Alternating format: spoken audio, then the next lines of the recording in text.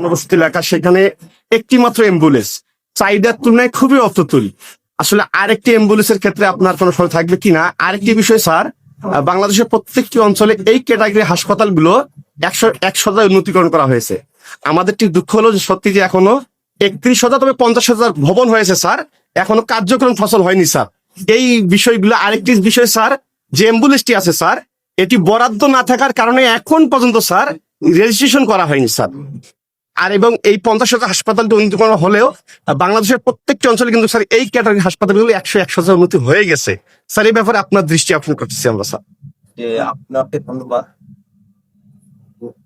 কারাগাছের হসপিটালের সম্পর্কে বলেছেন।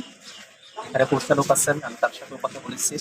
এবং আমাদের এই হাসপাতালে যে পরিমাণ জনবল প্রয়োজন, ডক্টর প্রয়োজন, বা যে পরিমাণ পদ এখানে আছে, ঠিক সেই পরিমাণে আমাদের এখানে এই মুহূর্তে তারা কর্মরত নাই। অনেকগুলো পদ শূন্য অবস্থায় আছে, বিশেষত সার্জনের পদ শূন্য অবস্থায় আছে। এখানে ডেন্টিস্ট যিনি ছিলেন তিনি অন্য জায়গায় আপাতত আছেন। এখানে কর্মরত থাকা অবস্থায় আমাদের যারা আছে চেষ্টা করে যাচ্ছেন, কিন্তু এই যে পদ সংখ্যা থাকার পরেও এই পদগুলো খালি থাকার কারণে আমাদের এখানে রোগীদেরকে ফিরে যেতে হচ্ছে। তো সেই বিষয়গুলো নিয়ে আমরা স্বাস্থ্যমন্ত্রীর সাথে কথা বলবো। বিশেষত এখানে অবকাঠামো আছে যেটা 50 শয্যা হওয়ার মতো, কিন্তু 31 শয্যা অবস্থায় আছে।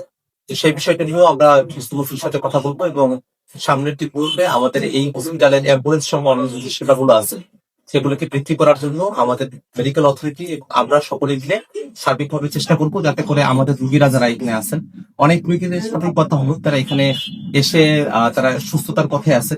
আরো অনেক রুগী হয়তো আছে যাদের চিকিৎসা করে এখানে সম্ভব হতো যদি আমরা এই ফেসিলিটি গুলো অ্যাড করতে পারতাম।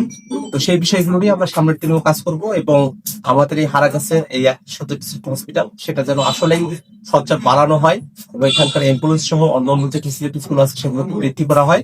সেই কারণে আমরা সরকার দৃষ্টি আকর্ষণ করি।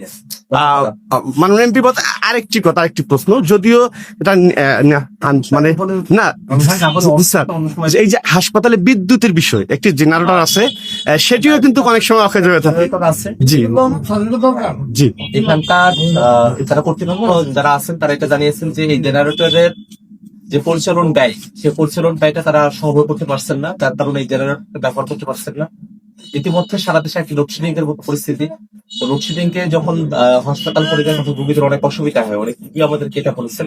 আমরা পৌরসভার সাথে কথা বলবো, যাতে করে এই জেনারেটরটা এখানে আছে কিন্তু সেটা এই পরিচালন ব্যয় না থাকার কারণে জেনারেটরটাকে অন করা যাচ্ছে না, সেটা সেবা প্রদান করতে পারছি না। সেই বিষয়টা নিয়ে আমরা এখানে কথা বলছি। Thank you.